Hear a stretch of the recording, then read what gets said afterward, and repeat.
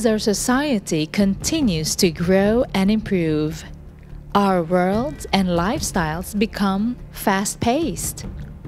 People sit at their desk for more than 8 hours, work overtime, skip meals to meet deadlines, and sleep less than the ideal sleeping hours. But the more we grow and improve our economic status, we forget to mind our mental health. The increasing number of suicide incidents due to depression and stress have reached alarming rates. In this episode, let's look closely at the ways on improving our mindsets and to keep our sanity.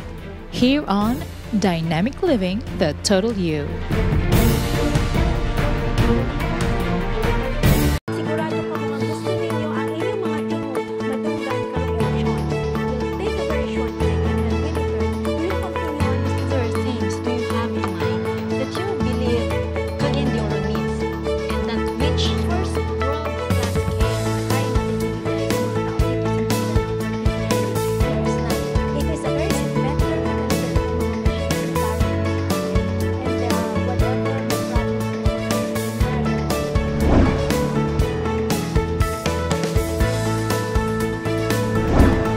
Welcome to Dynamic Living, the Total You, giving you information and inspiration the past 13 years. And today, our topic is something that is very close to our hearts, minding your mind, which is actually on mental health awareness. And we are very much honored to have with us as our guests. We have Dr. Benny A. Vicente. He's a psychiatrist. He is also the psychiatric consultant, clinical and diagnostic services of the Philippine Mental Health Association, and also the former director for National Center for Mental Health. Dr. Benny, magandang araw po sa inyo. Magandang araw sa inyo. Thank you for inviting me to this program. Opo, and of course, we are also joined, Dr. Benny, Miss Myrtle Orbon. She's a psychologist. Welcome to the show, Miss Myrtle. Thank you po. I'm glad to be here in the show. Yes. Heto po, Doc Benny and Myrtle, alam po naman natin na hetong mental health na ito, something na people should be more aware of, more proactive in understanding. Kasi pag sinabi natin na mental disorder or mental illness, parang napakalaki ng stigma nito sa society. Bakit ganun po, Doc Benny?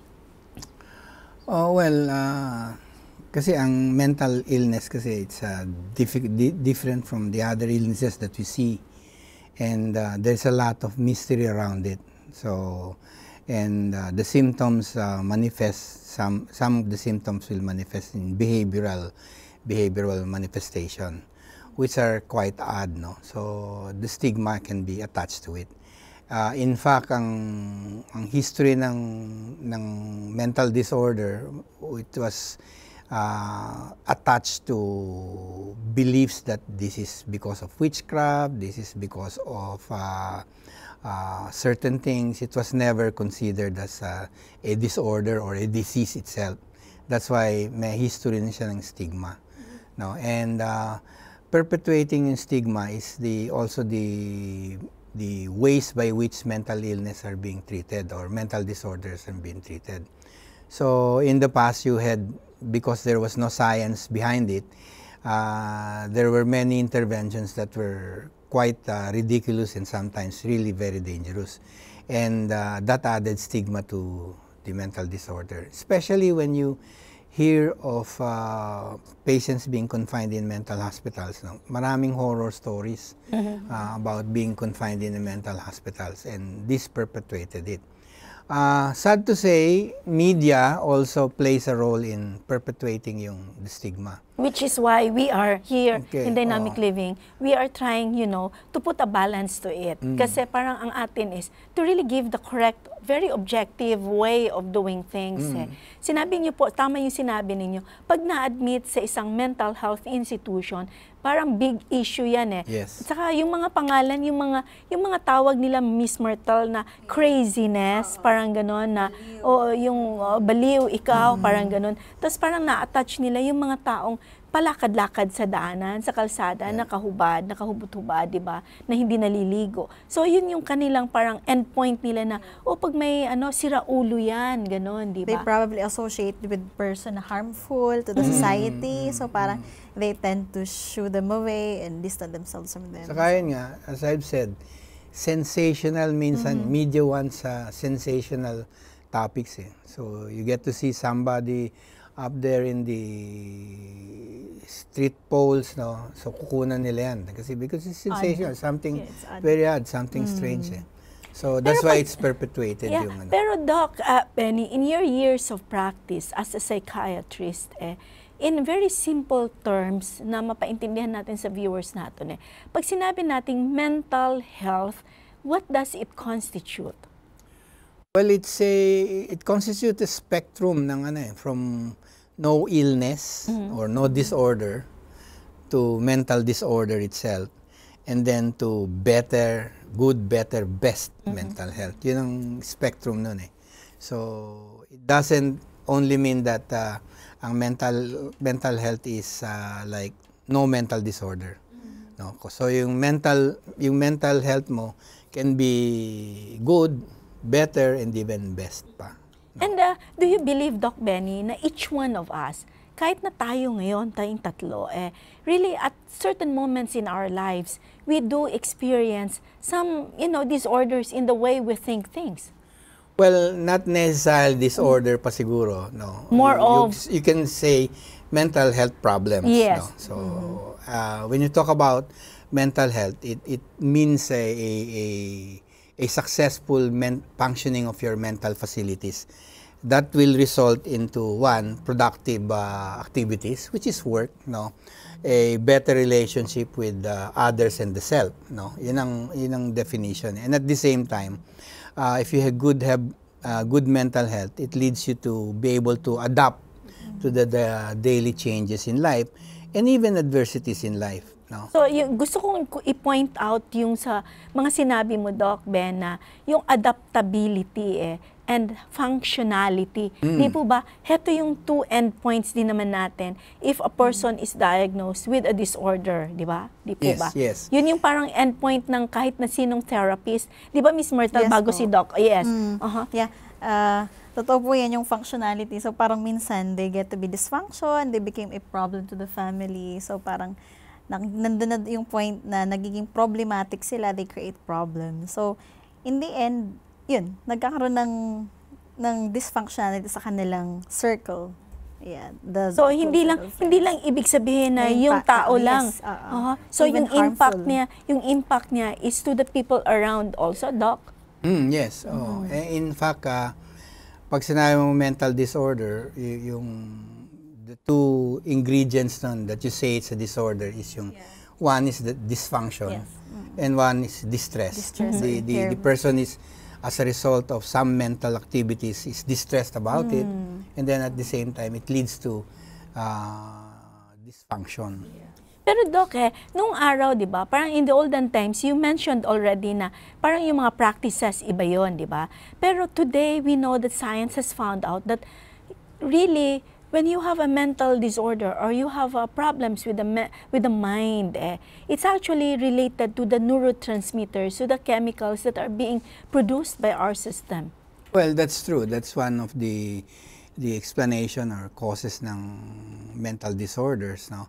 That there are certain chemicals or neurotransmitters that are affected there. It's either lack or excess, no, or problems ng mga receptors. That's one way of talking about mental disorders. But there are some types of mental disorders that may not really be related to it. No? So, like certain issues, like for example, parent-child conflict, which can be a mental health issue, no, may not be related due to the a chemical disturbance transmitters, on the neurotransmitter. Like for example, grief, although it's not a mental disorder per se, but it's sometimes a focus ng treatment or a focus of some intervention. No? So You can have grief, which normally happens to everybody. You can have grief which can be delayed or sometimes be even pathological in a sense, no? Kaya yun yung mga sinasabi natin mga post-traumatic stress disorders. Yes, post-traumatic stress When you disorder. are experiencing something that is very difficult, you're undergoing something nahihirapan kang makabawi, so to speak. Even yung fear or yung takot po natin, pwede mag-result into the word, when you say there is already a disorder, no, then that's when you say there is so much pain or distress, and then there is dysfunction. Like for example, in disaster situation, not everybody will have post-traumatic stress disorder, but some may have what you call post-traumatic stress syndrome. It's just a syndrome. It is a common reaction to something that is really disturbing or something which is traumatic. No, I'd better see a person reacting to it than somebody who's not reacting to it. Kasi mas delikado yun. Mas delikado yun. Or maybe you'd say na if the person did not react to a disastrous situation or a traumatic situation, maybe bangag siya or under the influence of drugs. No? So I'd rather see them that reacting kasi it's such a normal response during such times which are abnormal. Kasi di ba, our bodies are made in such a manner, we have the fight or flight, di ba? So it's either you fight it out or you get out of the of a stressful situation. Yes, Miss Yes Marta. po, So it's either we face it or we tend to avoid the situation. So minsan nga po, as far as I remember, yung mga, kahit doc, yung mga simpleng blood o kaya yung tubig, when you're exposed to something, minsan yung reaction natin nagbabago. Ayun. So, paiba-iba, di ba? Depende sa tao. Pero what makes a person be, kasi if you put in a certain population of people, like for example, there are 100 of you together, and you are placed in that stressful condition, or sinabi mo yung dugo, may nakita kang dugo, and then there are 100 of you who saw it, and yet only 1 or 2 out of the 100 who will react differently to it. What makes it that way, Doc Benny? Well, many things, no? Like for example, yung repertoire ng coping mechanism. So some people may have a rigid way of coping, no? Konti lang yung kanilang coping mechanism so that they don't have the full range. Like for example, yung example natin, flight, fight, response. There's another one, you can freeze, no? In certain situation, it may be good to just avoid the problem, and then later go back to that problem. So step back 1 step and then step 2 steps forward. No? So, or sometimes it may be good to confront your problems, but it's not always good to always confront and confront your problems. So it's a how you were raised, how you experience life, no? In other words, Doc, you're talking now about the various factors that will actually, determine one's capacity to either, to be able to cope with all of these various stressors that come into your life. Kanya ngayon, I was saying, if you have a wide range ng repertoire ng coping skills, no? So mas better ang chances mo to cope up with all the adversities in life than somebody who was not able to experience dito nga to. Like for example, children when they grow up, when they were not taught certain social skills, if you put them in a situation that will require that skills, they will be under stress.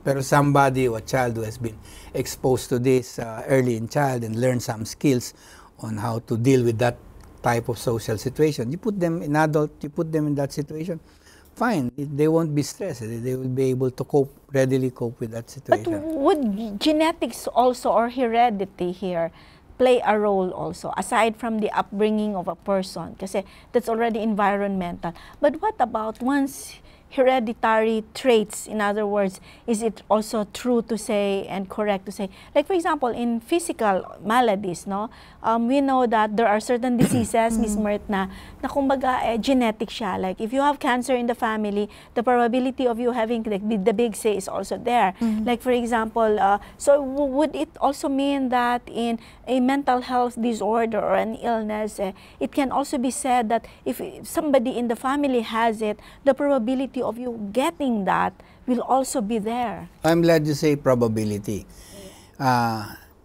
The common concept is that what is inherited is the disease. That's the most common concept. But that's not always true with genetics or heredity. No, I used to say, what I will usually say is that what you inherit is the predisposition to this kind of illness, whether it be a mental disorder, whether it be cancer, no, and depending on the life circumstances, you may develop that disorder or not. So, like for example, let's say the case of lung cancer, no, and you see a pattern in your family that most of the male, your uncle, your grandfather died of lung cancer. So you know already that predisposition, no. It may or may not manifest, no, or it may manifest depending on how you spend your life. So if you know you already know that you have history of lung cancer and you keep smoking, then you can have it. Which is the same for other big cysts also, like colorectal, ganun din naman. So may predisposition ka na and you don't really eat healthy, then the probability of you having that. So what about in mental health disorders? It's basically the same. The etiology or causes of mental disorder is multifactorial. It involves factors that are related to nurture, related to nature also, which is genetic component. Some types of mental disorders have strong genetic loading, what they say. No? So like for example, the depression, the bipolar disorders, no, compared to your schizophrenia, it's not that heavy ang loading ng genetic loading, but it plays a role. Okay, now let's talk about in actual practice now. Let's put it into the perspective of the practice of both of you. So si Mert is the younger generation and she handles most of the psychological testing, di ba? Pero kayo po, you're a medical doctor with specialty in psychiatry. Pero younger din ang mind ko. Yes, opo. At saka ano naman halata naman So, and you are young at heart. So, yun yung pinakamahalaga. So, Doc Benny, through the years in your practice, have you seen a change by which, you know, una sa lahat, change in terms of the number of cases? Like for example, mas marami na tayo ngayong ganitong kaso compared to 20, 30 years ago. Or mas marami na tao, mas aware ngayon na nagpapakonsulta kaysa nung araw. O kaya naman may change ba in the pattern? Yeah, I think there's a lot of change now. In the past, we see basically yung mga the ones that we see in our clinics are the psychotic patients, the schizophrenic patients. They predominate the clinic. But nowadays, we get to see a mix now. No, lately, ang marami, many are the depressed patients, suicidal. Maybe because this is because of the hotlines that we have on suicide, the media blitz on suicide. No? So, and also you get to see people now consulting for other problems, not only depression or psychosis. Like for example, parent-child conflicts is one.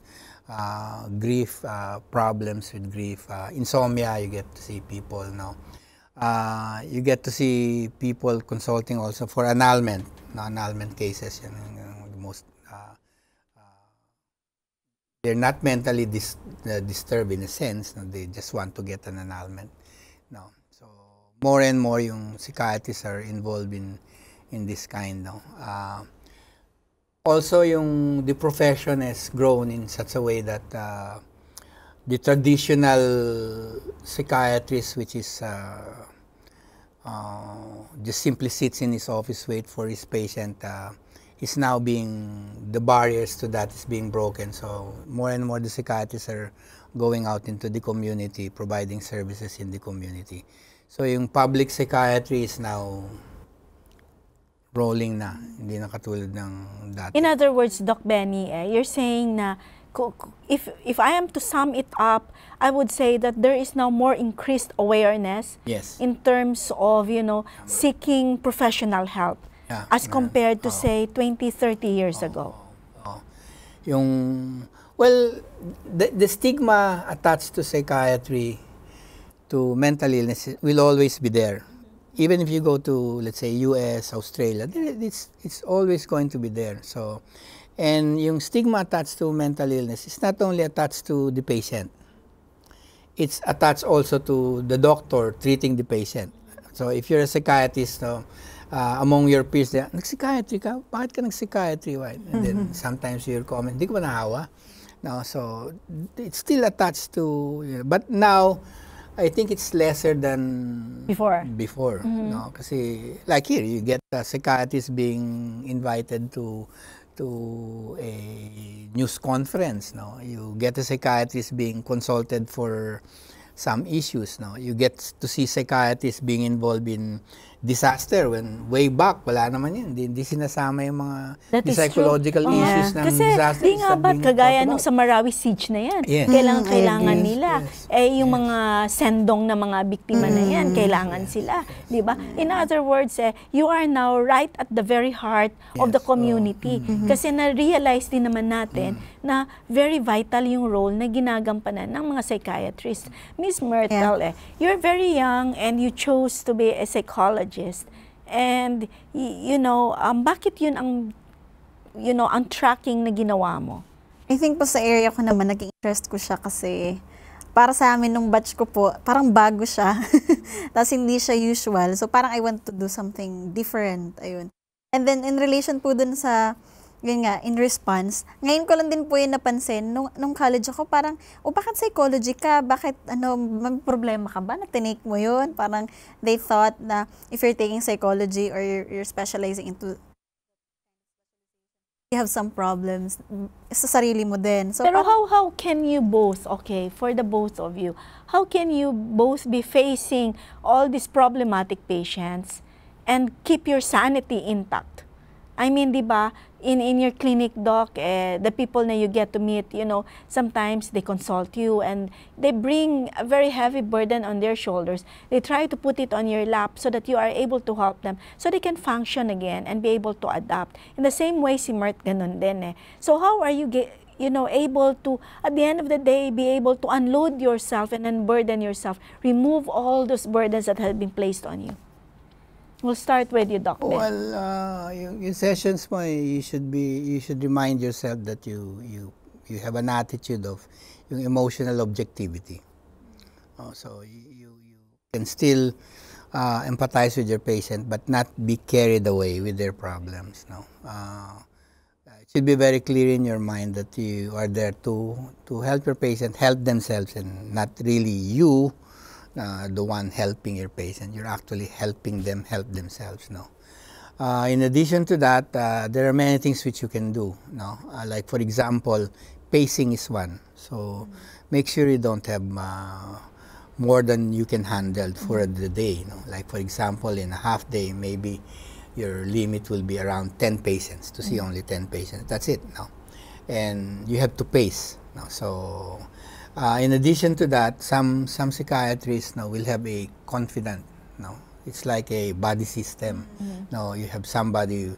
If you have problems, you can go to, and you yourself can unload, can debrief. No, and then of course maintaining a balanced lifestyle. No, so it's not going to be, as they say, all work and no play makes Jack a dull boy. So.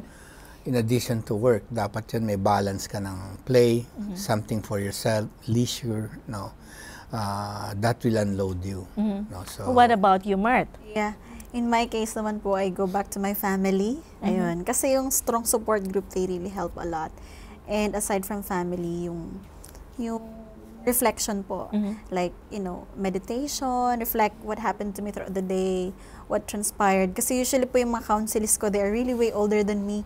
So when they gave me issues, I was telling myself, can I still handle this? Ayun. But then, personal reflection like journal, I do that. And one of the things that I really do is, of course, pray and read the Bible. Go to church, socialize. And So let's talk about eating disorders. Kasi ito yata isa sa mga naririnig natin, nakikita, napapansin din natin. So later we'll go into substance abuse, we'll go about depression. But let's just talk about eating disorders per se. Doc Benny, pag sinabi mong may eating disorder ang iyong patient, what does it mean? Well, the eating disorder is either Too much they're not or eating at all, or it's right. too much. too much.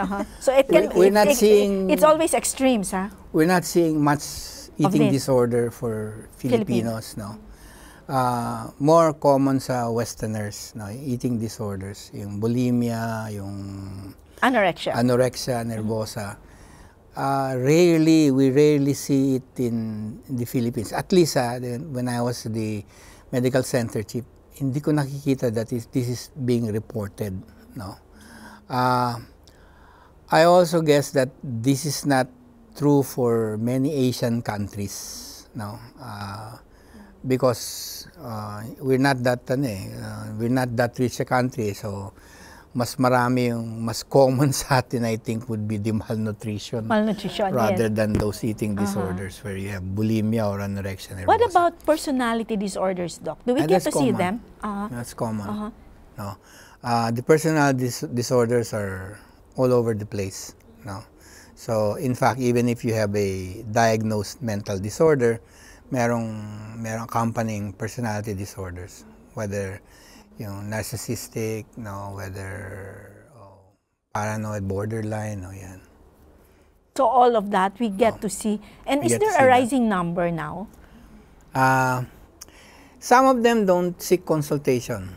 No, some of them do seek consultation, or if some of them are seen in your office because they were referred and they were required to. No, like for example, the antisocial personality disorder, they don't feel distress. It's the people around them that are distressed. That gets distressed, yes. So why will I see a counselor? Why will I see a psychologist? Even the narcissistic. No, I am good. Nothing's wrong with me. Nothing's wrong with me. It's the I don't people. need them. I don't need them. So they won't go for consultation. It's only when maybe the court mandates it, or for example, cases wherein there is an issue of custody, and then the other party claims that he is like this and like that, and before we agree that visitation right, he should see a psychiatrist. So that's the time they report. I need a psychiatric report. Why? What's the problem? I don't see any problem, but they claim na ganito. No. And that's when they come and see you. Yes, and they get diagnosed na talagang meron naman silang problema. We'll take a very short break po, and when we return, we'll continue on with our very interesting topic here on Minding Our Mind. Please stay tuned.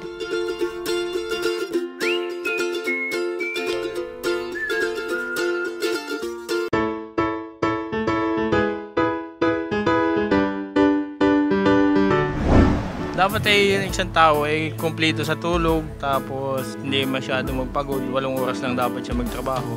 Exercise lagi, para yung sirkulasyon ng dugo ay maayos ang daloy sa ating loob ng katawan. Kailangan po kasi ang mental health kung ano po yung pumapasok na mga ideya sa utak natin, yun po yung napaprocess sa katawan natin. So depende po yun kung more on biblical po yung ating pinapasok sa ating isipan, mas mapapaganda po yung ating mental health. Ang maganda siguro gagawa tayo ng maraming magandang ugali para sa ating kapwa. As our society continues to grow and improve, our world and lifestyles become fast-paced. People sit at their desk for more than 8 hours, work overtime, skip meals to meet deadlines, and sleep less than the ideal sleeping hours. But the more we grow and improve our economic status, we forget to mind our mental health. The increasing number of suicide incidents due to depression and stress have reached alarming rates. In this episode, let's look closely at the ways on improving our mindsets and to keep our sanity. Here on Dynamic Living, the Total You.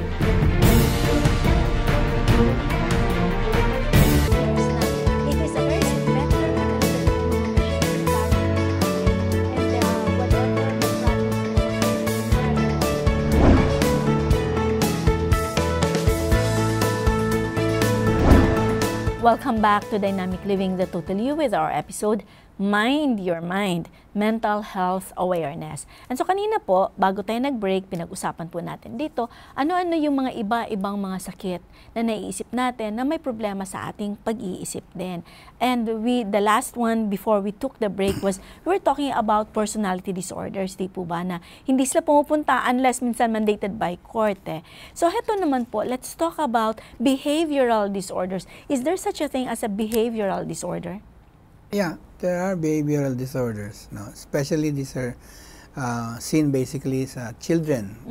Not only children but also adults. But ang early manifestations yan would be in the children. No? So like for example, simple depression. In children, depression is not manifested by children is like adults will do, saying I'm sad, no, I feel disgusted, I feel guilty or shamed. No, sometimes children do not have words for it, no, so they express it more behaviorally. So depressed children, you may see them manifesting some behavioral problems in school. No? So, like for example, yung dating mabait na bata, nagiging magulo. Nagiging okay magulo. Naman, yung dating bata na napakatalino, biglang bumabagsak, di ba? So yung mga ganyan po ang ating napapansin. So let's now talk about, Mert, depression. How often do you get consultations also referred to your clinic for testing for depression? Usually po may mga bata din. Pero ang nag-refer ng mga bata, yung mother, not the kid themselves. So for example, yung mother, they will come, ma'am, ano po bang problema ng anak ko? And then usually when they seek for consultation, the kid even doesn't have an idea that he or she is depressed. And until such time that we went through the tests and we found out high level of depression or even high tendency for suicide ideation. Let's talk about psychological testing. Kasi yun yung kinoconduct nila Myrtle, Doc, Ben. No? So itong psychological testing, ano ito? And are there various tests by which you are going to perform in order for you to arrive at a certain diagnosis? There are so many millions of tests. Madami po talagang tests, but I guess it depends on the practitioner's area kung ano yung comfortable din siya and much more kung ano po yung referred or need nung referring party. So in case of depression po, of course we will give personality test, then probably what do you call this, yung clinical personality tests like MCMI or MMPI and determine yung level of depression nila. Ayun. So with that po, we just don't base with the psychological test. We also have to confirm that through history, through observation, through the Ang isang psychological test na kinoconduct niyo, how many hours does it last? Tagal po. Yung MMPI usually takes you around 2 hours to 3 hours. That's why it has its own disadvantage as well for the patient taking that long. So pero bawat na nire-refer sa iyo for particular cases like for analysis, so iba naman yon, ibang test naman kinoconduct. Yeah, for analysis po hindi ako nag-handle. Pero pagdating naman din sa mga problems, personality disorders, iba din yung kinoconduct ninyo. For depression, iba din. Iba rin, iba't ibang tests. So bawat isang may sarili siyang test protocol na gagawin ninyo. Yes. Tsaka depende sa referring party ko. Intelligence test or self-esteem or determining the ego strength. How many days do you get to be able to release your result? Una. Number 2, kanino ninyo i-release yung result? As for the days po, maiba po mga testing agencies na madali talaga po yun like yung mga hiring, sobrang bilis lang po nun. Pero in the case naman po ng clinical, it will take some time kasi it needs to be evaluated and check with other data. Ayun. So kung hiring po, like determine yung special like strength nila, where they're capable yung career matching, yun. Mas medyo easier and lesser time. But then when it comes to clinical patient, it takes a little bit longer. And to whom do you release your results? We release to the referring party. Ayun. So for yung example, confidentiality is also kept. Of course, ma'am. Lalong-lalo na, Doc Benny, sa mga problems na problematic cases, di po ba? Kailangan yung confidentiality should always be there. Which brings me now to the next question to you, Doc Benny. Heto bang depression na ito? Have you seen an increasing number of depression the past 5 or 10 years over to your younger years when you were practicing as a psychiatrist? Well, in terms of cases, yes. There are more cases of depressed now rather in the past. No? As I've said in the first segment natin, mas maraming psychotic patients that you see or schizophrenic. But now you're seeing many of the depressed Is patients. there a boundary? Like for example, mas maraming mga babae who come seeking for depression kaysa mga lalaki, mas bata ba, mas matatanda, adolescents, what about this? Or is there no barrier at all? It can affect and afflict anybody, whether you are educated, non-educated, whether you are rich, whether you are poor, whether you're male or female. So for males and females, basically the same ang rates ng depression, no. Nagtatalo sila ang depression, especially with suicide, no, cases of suicide. There are more suicide deaths from male simply because when they commit suicide, they usually have more lethal means than females. So at an average, but in terms of attempts, mas maraming female attempts. No, for every 4 attempts ng female, 1 attempt ng male. But yung depression being seen in the clinics, no, I would say there are more females going to the clinics rather than the males.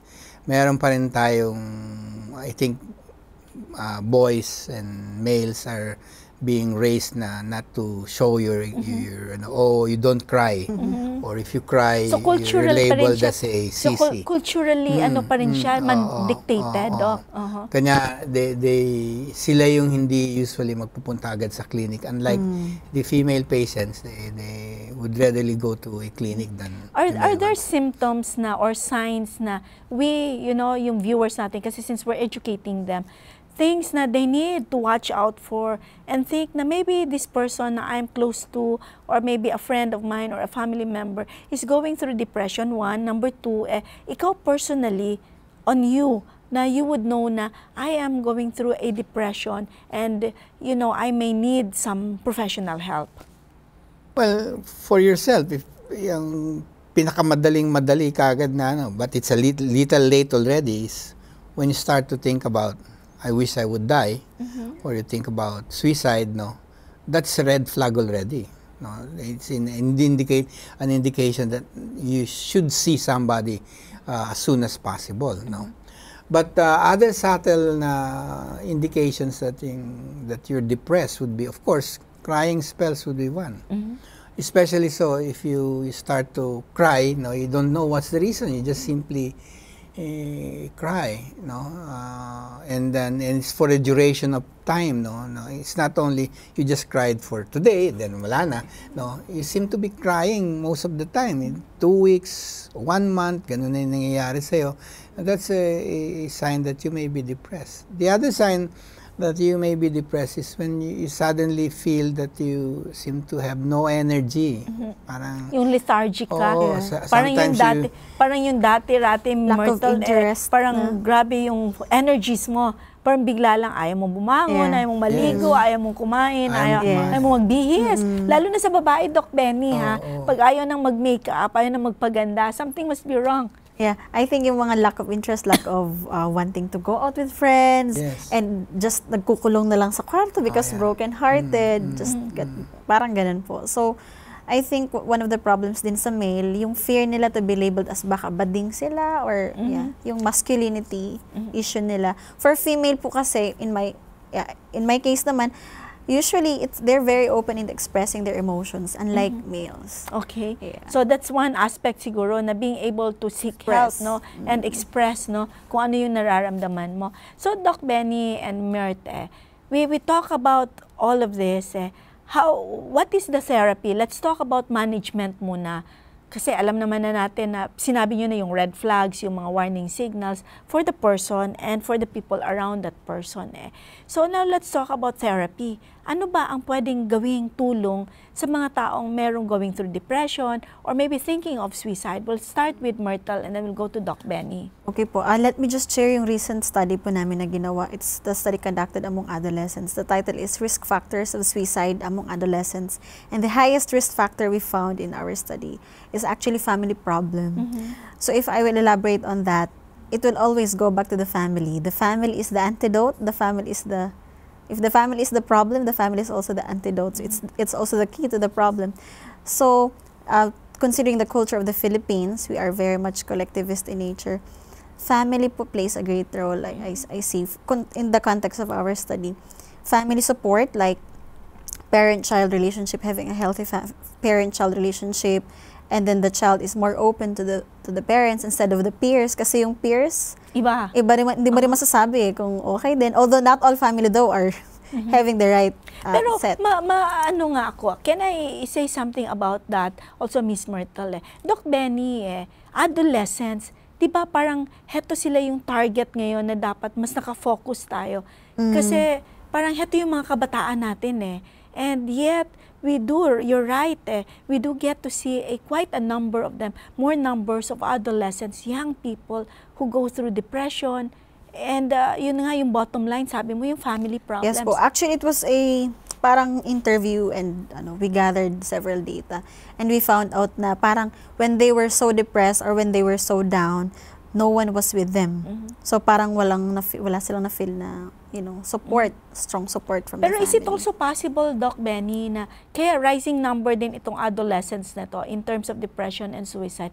It's not just because lack of family support, it's more of, alam mo yung millennials ngayon, na kumbaga halos, yun na nga ang mga magulang walang oras, masyadong busy naghahanap ng livelihood kasi kailangan ng pera para sa pamamahay. So they're not there most of the time. Okay, yung OFWs natin, maraming wala dito ngayon. So naiiwan yung mga kabataan na sila lang. Are these also factors to be considered, Doc Benny? Yeah, that's true.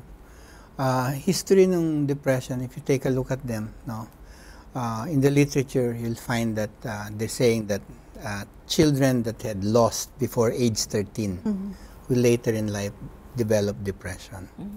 So loss may be through deaths, loss may be through divorce, separation, or they may have been abandoned. And the current situation natin with the economics natin wherein parents will have to go abroad. Hindi lang minsan isa, but both parents will go abroad. Leaves the children with their probably grandfather, grandmother, or an uncle, or sometimes none at all. So these are issues that are very important to deal with. So the child may lose yung support that you're saying, which is very important kasi support will always buffer yung stress. So would you say also na the stress that is being that is being applied to these children, to these young adolescents sa work, sa workplace, sa school, sa peers nila, will also this be factors to consider kung bakit rising number? Yes, I think po yung they can both be preventive factor and risk factor. So parang I see it na yun nga, yung preventive kasi mape-prevent sila. It serves as a buffer, not for them to be depressed at all. But then when suddenly it became problematic, then it became a risk factor. So parang the key is the same time the source of problem. So it's on how the community, because I believe it takes a community to raise a child. So so kailangan yung mga tao nakapalibot should be there also to help it. So how do we manage depression, Doc Benny, from the perspective of a psychiatrist? So you're talking about depression as already as a disorder? Yes, as a disorder already. Well, two lines of treatment. Usually it's pharmacotherapy and then your talk therapy. And usually you do it both. If you do it both, they say there is a better outcome. So there are many available psychotropic drugs or antidepressant now. And the antidepressant drugs now have very minimum side effects as compared to the old generation antidepressants. But once they get diagnosed with a mental disorder like depression or had been through suicide or obsessive compulsive disorder, anxiety disorders, all of these disorders, will it be for life? And would their treatment, the drugs that they're taking, given to them, would it also be taken for life? Kasi yun yung katanungan natin ngayon Once I'm diagnosed with a disorder, will it mean that for life I will be carrying that? Or is it something also not that I can get over it? We'll start with you, Mert. I'm not familiar po din kasi sa medicines. I don't medicate. Pero what I see po I think hindi naman talaga totally ang tawag dito, yung hindi naman talaga siya totally nagiging problem for the person. Kasi ang usually label, di ba, when you're taking meds, parang you're already baliw. But then actually, there are patients na they're more functional, I should say, when they're taking meds. So it doesn't necessarily mean that, you know. It will be for life. Exactly. Doc Benny. Yeah, it's not all patients will have to get treatment or even medications for life. No, it's not like hypertension Or diabetes, It's not like diabetes wherein yeah. it's really chronic and you really have to take maintenance medications. Although there are some types of mental disorders that are like this. In depression, it is possible that it may be recurrent, temporary chronic, or recurring. recurrent, meaning to say it repeats over and over, and it will require treatment that may be for life. No, but many will do well with one episode. No, and the advice that we usually give them is when they seek treatment. No, textbook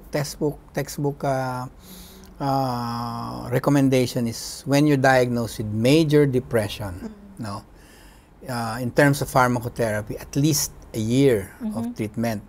And studies will show that if you do not treat for a period of time, the tendency for relapses are very high. Now, it's like antibiotic. If you don't take it for life, for the for the entire course, yes. no, you tend to have relapse. You tend to have more resistant strain. Actually, yes. Resistant strain. That's the same. So what I usually say to my patient is, we'll go for at least 6 months, minimum and of then 6 evaluate. months, and then see. No, and then gradually, and then I don't even take the medicine out. I do gradually take the medications off. No, and then let's But see. the 6 months, Doc, must be consistent, right? Consistent. Hindi siya 6 yung months. today and then tomorrow hindi. So kailangan exactly. tuloy-tuloy yun siya. By experience, when chances are when you give them antidepressants, within 3 weeks to a month, they feel well. When they feel well, I'm already well. I don't need one. Stop. It's So dapat costly hindi. treatment. Kailangan ituloy niya They yun. stop it, and then you see them after 6 months, they're back to depression. Which is the same with psychotherapy, with talk therapy, di ba? Yes, Doc. So hindi yung one time, big time siya. Exactly. It's a long duration session. So it will take you around 12 sessions or even probably once a week or twice a month. Ayun. Until such time na laylo na yung kanilang symptoms. So. Now, what about, the usual thing, is it a sign of weakness when one is diagnosed or one is going through a problem with his or her, mental thinking or mindsetting niya? Is it a sign of weakness? Kasi No, minsan not sinasabi nila na, necessarily. kaya sila afraid to come out It's because parang may sabihin nila na I'm just so weak, I'm so sensitive about the issues. That's why I developed this. Well, that's the reality. People will always say it's a sign of weakness. But it's not, di ba? But it's not. So how do we help people who have problems with the way their minds, go through their thinking? I think po, for The us, community itself yeah. and the family. For me, it's normal to have adversities every day. But then the problem there is if you tend to enlarge or probably generalize or maximize the problem, like instead of probably giving them a doubt or, benefit of the doubt, we enlarge parang instead na probably the person is actually having a problem then we consider our feelings na, ay baka ako ang may mali instead of the other way around. Yeah. So what are the tips that we can give our viewers in terms of taking care of their mind? Let's talk with Doc Benny first. Where for individual cases, it will be good to involve families. So you can involve families now. So empowerment is really very important now. Empowerment means educating your patient about what's happening to them. Empowerment means working with your patients on the type of therapy they want, and acceptable to them. Empowerment also means also having the family with you. A very good example here is, let's say, a simple person who wants to quit smoking. So I always say okay, if you want to quit smoking, okay, you have that desire, you involve your family. Yeah. Because when you involve your family, the family will know that you're trying to quit. Yes. And they will help you. Yeah, there is no sense calling, hey, come here, let's have a spoon. So, kumbaga, Because they know you're encouraging that person. involving the family is one strategy which you can do, aside from empowering patient. But I think the more important thing is for what the psychiatrists are actually now doing. They're getting out of their offices, they're getting involved in community programs, because that's the only way we can educate people. That's the only way we can start to break down the myths about the false beliefs. Which brings me to the mind now, what are the programs of the Philippine Mental Health Association which you are very much actively involved with? Well, we have 3 programs basically. We have one program is yung diagnostic and treatment. This is more the traditional, wherein you go there and you seek consultation. You're seen by a psychologist, a psychiatrist, and you have the regular session.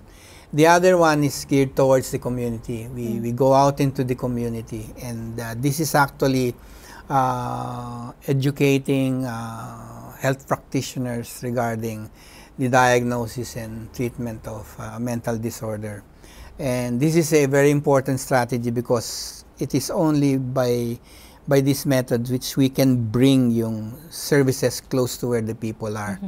Unlike yung being in your hospital, and being in your office, no, hindi mo madala yung services close to where the people are. So if you go to the community, it's going to be less expensive for people, because when they go out of their house, nandun ka na. The services are there, accessible, available, no.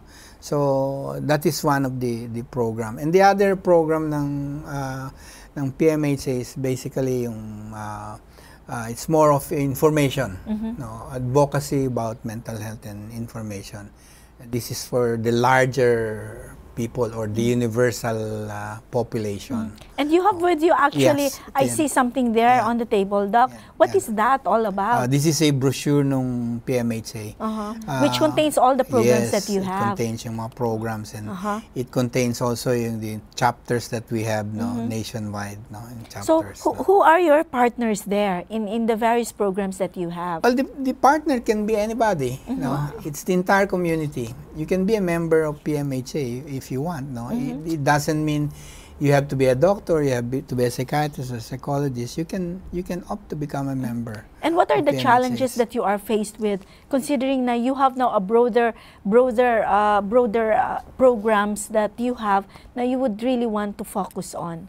Well, universal problems then would be funding. 2 would be manpower. It's challenging. You know, there are only a few mental health practitioners in the Philippines. No, there is an equitable distribution of them. They're basically in Metro Manila. There are only a few in The hinter areas. in Cebu. They're usually confined in cities. No, so if you go to far-flung provinces, you may not even see a psychologist there. No, So kawawa nga, lalo na yung mga nasa malalayong mga probinsya, and they get badly hit by adverse, by calamities, then they don't really have somebody to turn to. Pero sa inyo naman, Myrtle, you were mentioning kanina na you also have a program in the area where you are. Yeah, I'm actually affiliated po with the SSD Health Department under Dr. Lelaine Alfanoso, the wife of Sir Alfanoso, who is in DDB. Pasay, if I'm not mistaken. We're working on this program because we see the need in the church, in Adventist church, na even inside the church, they don't even have an idea that mental health matters. So parang the advocacy of that program under the SSD, which is Health Department, is to come out, or probably go to the churches and share and give the education, psychoeducation, so that the church will be knowledgeable. Kung may nag-seek man ng help sa church member to the pastor, alam nung pastor kung anong gagawin nila. So more on empowering them, the grassroots level, sa different churches. So parang pareho lang din sa ginagawa ng PMHA, trying to bring the services to the grassroots level. Kasi sila yung unang makakaalam sila yung unang makakapansin na may pagbabago sa isang kasamahan nila. Di po ba, Doc Ben? Yes. Ang doctors, especially our doctors, no? Ang psychiatrist to begin with, psychiatrist not a board subject. So, and psychiatry is being taught only, in medicine is only taught for a few hours. For a few hours, yes. Psychopharmacology is maybe 30 minutes, that's it. No, so, at the primary healthcare level, no, although we're supposed to have mental health services, virtually non-existing sa Philippines yan eh. So, even if we started yung primary healthcare approach in the 1978, no, mental health and even the treatment ng substance abuse has never been integrated into the primary healthcare system. So, the knee-jerk response ng doctors natin when it is about mental health, you go to a mental hospital. So, there is a heavy reliance on mental hospital. Which is mali, ha? That's Dapat right. hindi ganun yun. Kaya tama ka, Doc. Even the health practitioners, the other specialties, they should also be, trained on how to handle cases like that. Kasi sila yung unang pupuntahan ng pasyente nila. Diba? They should be alert and be able to see na, heto may problema ito, kailangan i-refer ko sa aking colleague. Di po ba, Doc? Yes. And so, to go on, you still have large medical center. You call, and they call themselves, they have holistic care. But you take a look, do you have psychiatrists on board? Do you have a psychiatric department? Wala. No. So, that's one of the problems that we have. No? And actually, even in the holistic manner of treating cancer patients, chronically ill patients, terminally ill patients, dapat on board ang psychiatrist at saka ang psychologist. Kasi you need to be able to handle the issues that the patient has. Maraming and the family issues members, marami yun eh. Or ang psychosocial issues po nila. Issues na ang darating nila sa kanila. Napakabilis po ng oras ko. I'd like to thank both of you for sharing your time and expertise with us. Doc, ano yung vision ninyo para sa yung Philippine Mental Health Association? Well, we hope that mental health services will be available and accessible to everybody. So even if you're in a far away province in the Philippines, no, we hope that it is available and accessible. Ano po ang inyong parting shot sa ating mga viewers? How would you like to encourage them? Well, parting shots, no. Well, if you have problem, don't be scared of us. You can always go and see us. If you don't like us, you can go to another one. Don't be afraid. What about you, Mert? What is your message to our viewers? I think just mind their mental health because mental health really matters, and don't be afraid to seek help, because by seeking help begins your therapy and your progress. Yes. Dear viewers, tandaan po natin, with all the pressures that are all around us, the stressors that we do have, life can be, amazingly difficult to tackle. But then again, we do have the experts to help us out. Empowerment, the knowledge that we have will empower us, because at the end of the day, the first time that we do seek consultation and help can go a long way towards therapy and treatment. And even in the Bible, it says here in Isaiah 26 verse 3, it says, "You will keep in perfect peace those whose minds are steadfast." So there's a beautiful promise for us that we can still have that peaceful mind setting that we so desire, so that we can function better and be highly productive in the community. Magandang araw po sa ating lahat. Dynamic living, making the best of you on fire. Dynamic living, sharing the faith, we're giving the love and bringing the total you. If you have been blessed by this program, share hope and help us continue to bring hope everywhere. Send your donations to South Philippine Union Conference through any of the bank details shown here.